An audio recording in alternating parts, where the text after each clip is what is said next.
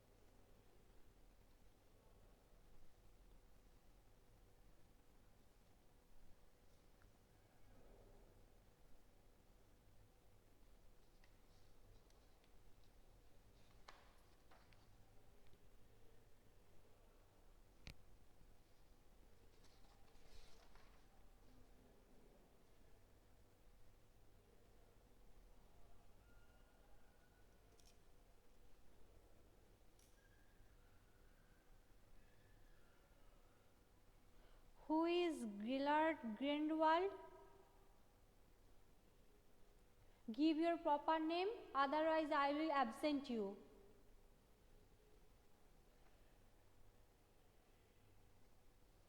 Remove from the list. Write down Sangam Sen.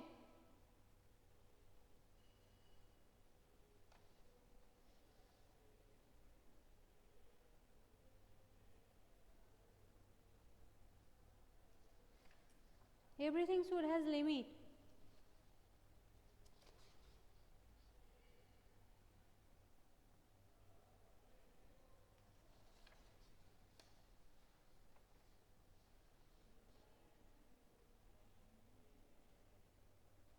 Who said to that write that name? What is the problem with your own name?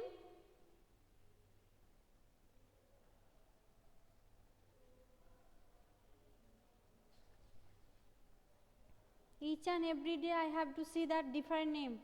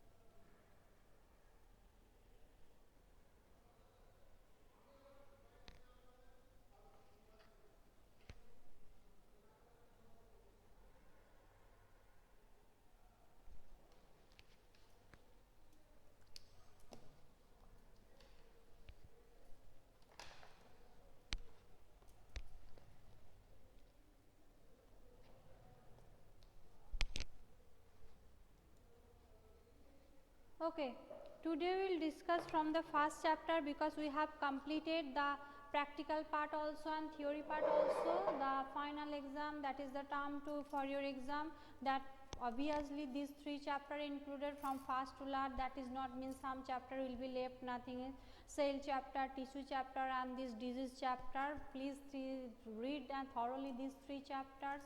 If there will be any type of long question also if coming, if there is offline exam will be held, so you must have attend the long question also, not all time you can get the MCQ type question. Okay, so the fundamental unit of life, do you know that what is the fundamental unit of life? That is the cell.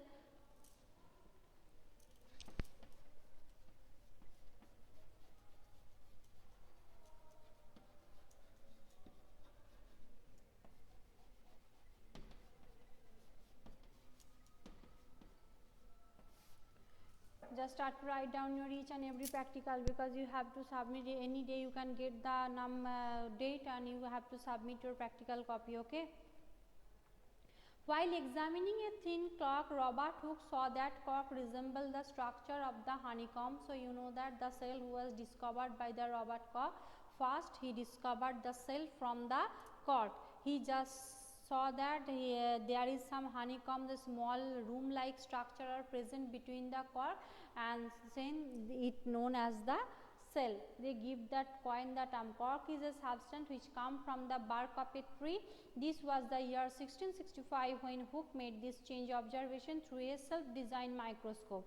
Robert Hooke called these boxes cell. Cell is the Latin word for the little room. What is the meaning of the cell? Little room. This may be seem to be very small and insignificant incident, but it is very important in history of science. This was very first time that someone has observed that living things appear to consist of separate units. The use of the word cell to describe these units used till this day in the biology. Okay, so the cell which was no Ridita, date is not given right now. So this is the living organism made up of, obviously they take the all the living organism, you know that is made up of, there is the building block that is called cell, the small structure, smallest unit of the body.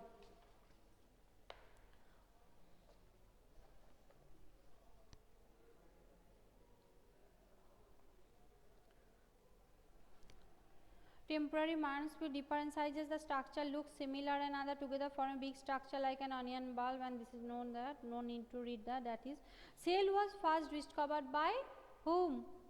Cell was discovered by whom? Robert Hooke. When? 1665.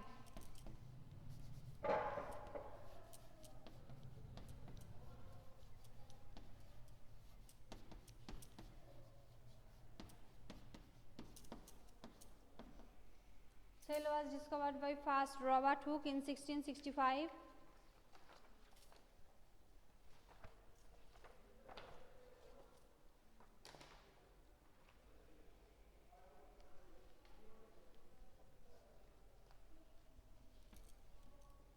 Next, he observed the cells in a cork slide with the primitive microscope, because that time there is no complex microscope will be discovered, so that's why they just saw that cell structure under the simple microscope, and he saw this structure by his own self-made microscope, the microscope that also made by him. Okay, that is, with the improved microscope discovered the free living cells, pond water for the first time. Robert Brown 90 who discovered the nucleus in the cell. So who discovered the first time nucleus in the cell?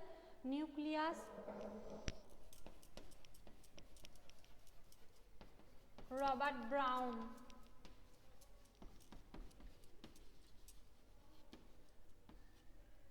That is 1831. Robert Brown first discovered nucleus in the cell, 1831. Purkinje 1839 coined the term protoplasm for the fluid substance of the cell. So fluid substance, that is the cytoplasm, this was first discovered by the Purkinje. Okay,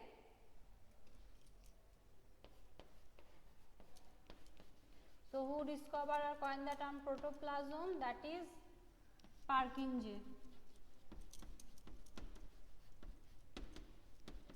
That is 1839.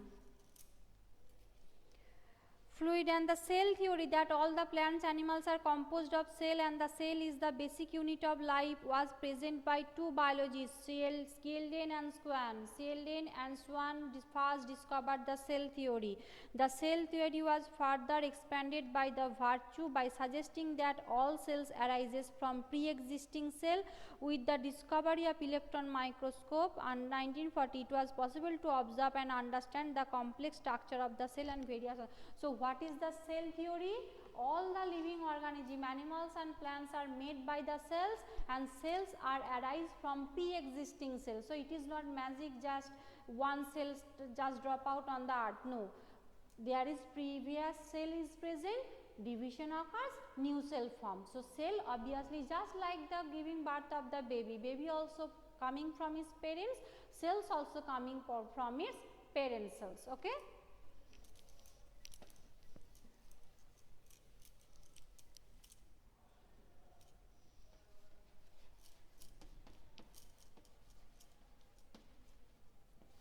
Cell theory, first one, that is given by the Skeldon and Swan, that is the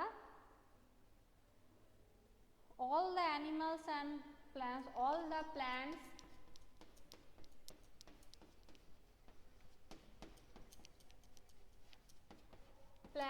and animals, all the plants and animals are composed of cell.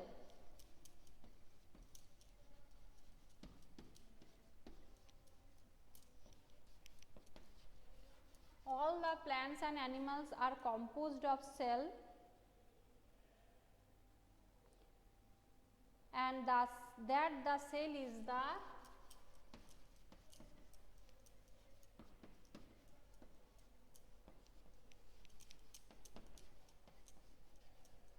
basic unit of life.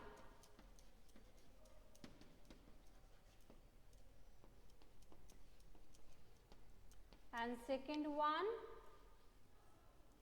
that is expanded by Virchow, that is all cells arise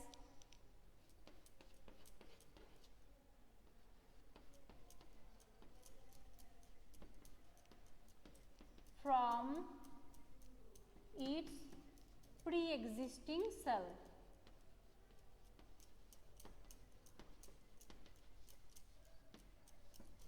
So this is the cell theory. All the plants and animals are made up of cells, so that's why this is known as the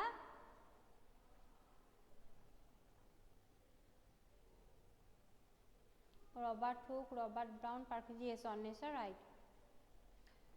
Next, the invention of magnifying lens lead to the discovery of microscope world. It is known as the single cell may constitute the organism in amoeba. So give one unicellular or single cell animal. Give the example of one unicellular or single cell animal.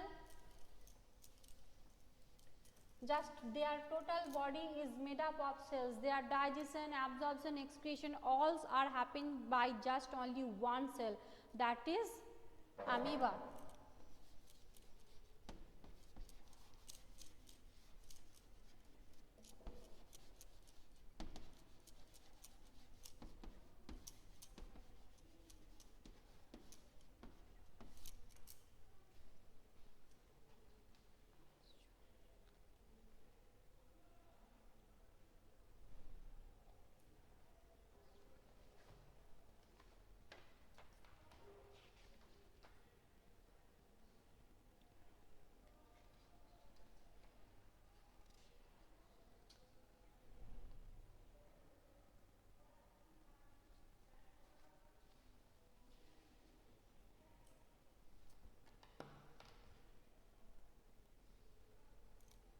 Yes.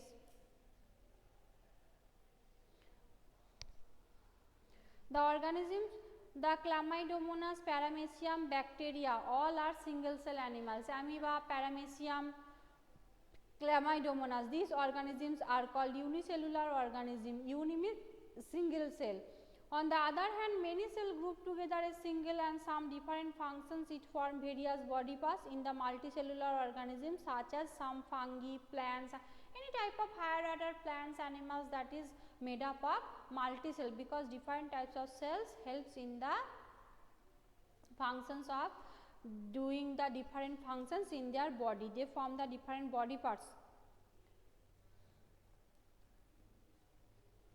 Some cells in the human body, the shape and size of the cells, obviously that is also different specific function they perform. Some cells like amoeba have changing shape. In the cases, cell shape could be more or less fixed and peculiar for a particular type. In the case of the animal, because they can change their shape, but in the case of the plants they have a fixed or rectangular. Animals also have the specific shape, but the unicellular like amoeba they have the irregular shape. Nerve cells have a typical shape. Each living cell has the capacity to perform certain basic functions that are characteristics of all living forms. How does a living cell perform this basic function?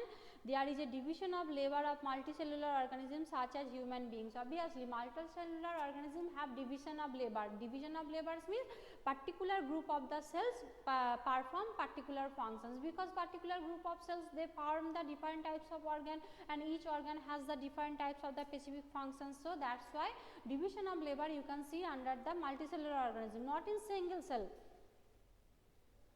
Human body has a heart to pump blood, the stomach to digest food, so on. Similarly, division of labor seen in a single cell.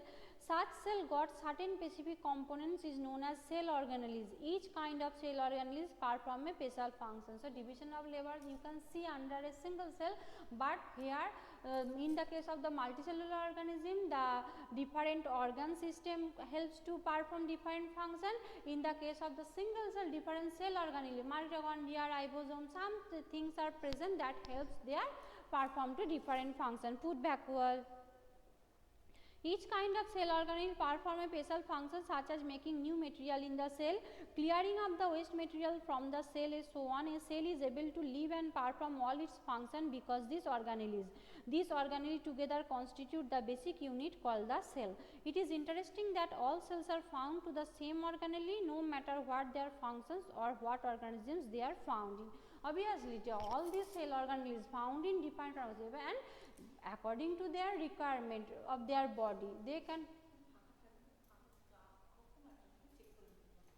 all these things are they can perform.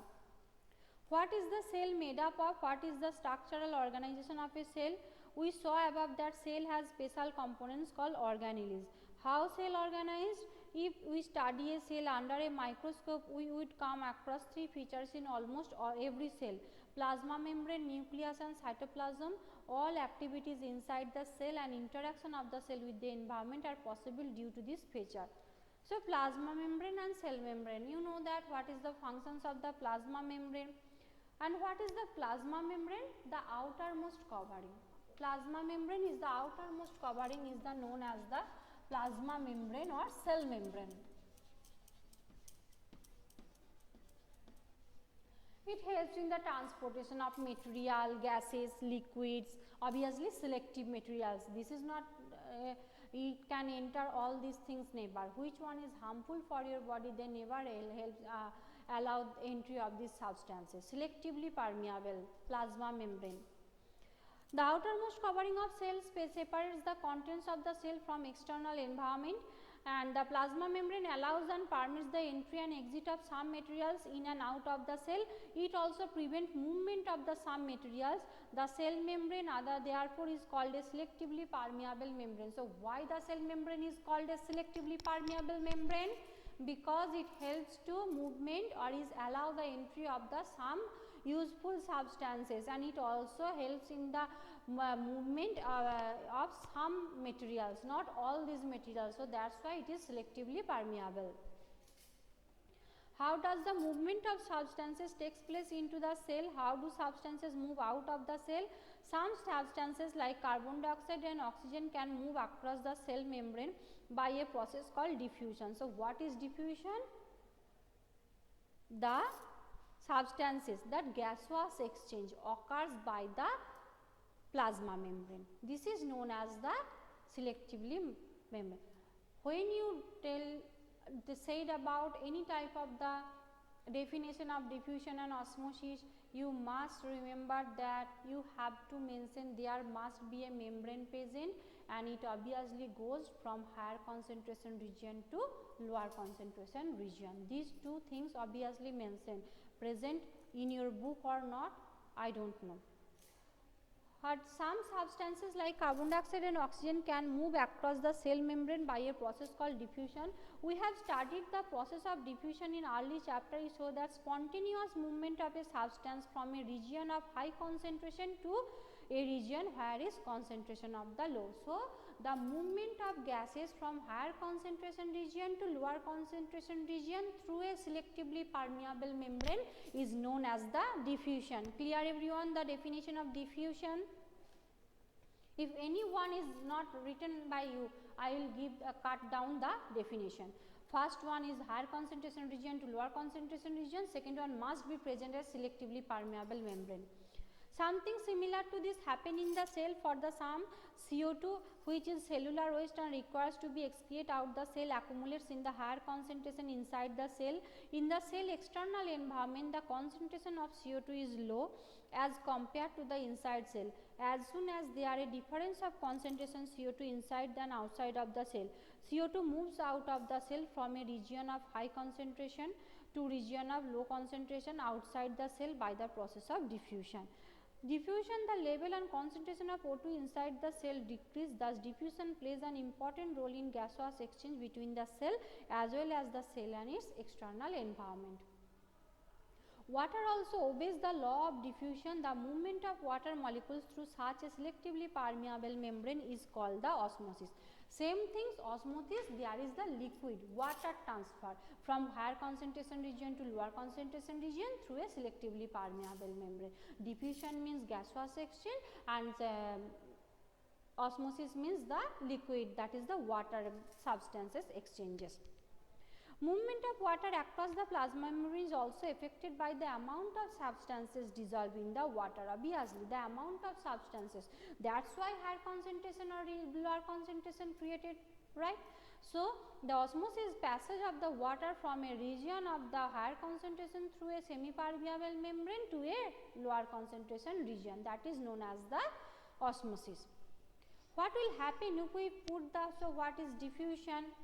What is osmosis? Must remind that.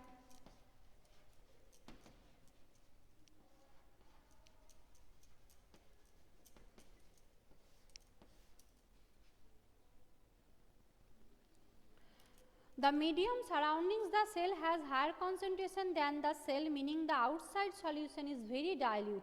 The cell will gain water by the osmosis. So, in such solution is known as the hypotic solution. And water molecules are free to pass across the cell membrane in both direction, but more water will come into the cell while we leave.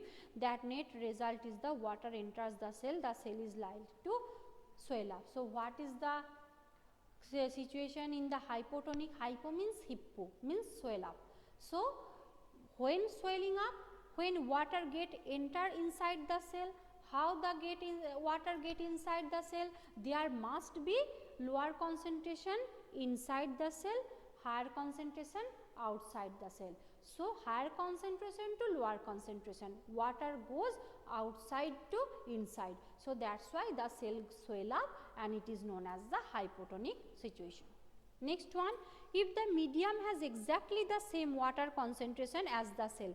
So, outside water concentration as is equal to the cell water concentration. So, there will be no exchange occurs because equal dilution, equal density maintain the both of the surroundings inside and outside. So, that is why water never goes out, water never inside. Actually, the movement occurs, but the same amount of water goes outside, same amount of water goes inside. So, that why we cannot see that visible eye. We can say that there is no exchange of water occurs because the medium of the both are same. Okay. This is known as the isotonic solution. Water crosses the cell membrane in both directions, but the amount is going in the same as the amount going out. As there is no overall movement of water, the cell will stay the same size. So, there will be no exchange in the size of the cell. Next one, hypertonic. The medium has the lower concentration of water than the cell, meaning that is very concentrated solution. The cell will lose water by the osmosis. Such solution is known as the hypertonic. Hypertonic means that is the cell shrink, means water goes outside of the cell, comes out from the cell. So that is why the surrounding medium has the lower concentration, cell has the higher concentration. So always goes higher to lower. So water comes out from the cell and cell will be shrink. That is known as the hypertonic solution. Again, water crosses the cell membrane in both directions, but this time more water leaves the cell than enters it. This the cell will shrink. So, three situations: hypotonic, isotonic and hypertonic. Yes. Thus, osmosis is the special case of diffusion through a selectively permeable membrane. Now, let us following activity. Unicellular freshwater organism and most of the plant cell tend to gain water through osmosis. Absorption of water by plant root is also example of the osmosis. So, give example of the osmosis: absorption of water by plant roots. So, some cells gain the water through the osmosis. Unicellular freshwater organisms. The diffusion is important in exchange of gases and water in the life of a cell. In addition to this, the cell also obtain nutrients from this environment. Different molecules move in and out of the cell. Types of the transport require the energy. So, diffusion, osmosis both are same. One is the liquid transfer, another one is the gaseous exchange. The plasma membrane is flexible and is made up of organic molecules called lipids and proteins. However, we can observe the structure of plasma membrane only through a electron microscope. The flexibility of the cell membrane also enables the cell to engulf in food and other material from its external environment. Such process is known as the endocytosis. So, what is endocytosis? The flexibility of the cell membrane that occurs in the amoebian body. The pseudopodia helps to capture the food because their cells are very much flexible. So, that is why they can change its shape and they can form the pseudopodia which helps to capture the food. So, this is known as the endocytosis. Flexibility of the cell membrane also enables the cell to engulf the food and other materials from its external environment. Such process is known as the endocytosis. Amoeba acquires its food through such processes. So, how the amoeba gain its food or what is the process of the endocytosis? This is important. Okay. Next, cell wall. Plant cell in addition to the plasma membrane have another rigid outer covering called cell wall. You know that cell wall only present in plant cell and in few some bacterial cell. It is the unique features and it is the hard layer. Okay. The cell wall lies outside the plasma membrane because you know that cell membrane is made up of lipid and protein. Okay. And the cell wall has outer of the plasma membrane and the plant cell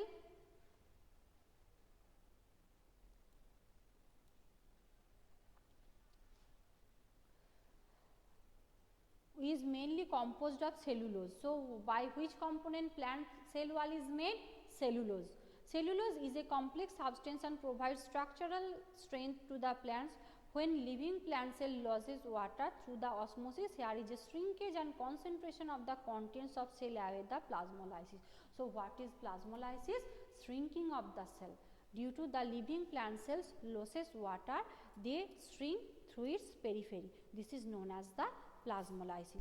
We can observe this phenomenon performing the following activity. When do we infer this activity? It appears only in the living cell, not in the dead cell, able to absorb the water by osmosis. Obviously, only living cell able to do the diffusion osmosis, not the dead cell. Cell wall permit the cell of the plants, fungi and bacteria to withstand very dilute external media without bursting. So, what is the function of the cell wall? Because if continuously water goes inside the cell, cells start to swell up. So, there is a chance of bursting, but if there is a cell wall present, they also, when cell wall give the pressure, the cell membrane give the pressure for the swelling up, cell wall also give the opposite pressure. So, that is why the cell never burst. Okay. It helps the cell to prevent in the bursting. The cell swells building up pressure against the cell wall. The wall exert because this wall, such cells can without much greater changes in the surroundings medium than the animal cells. Okay. So, this is up to for the today. we will revise this chapter again in my next classes. Okay, thank you very much everyone. Bye everyone. Prepare yourself for the examination.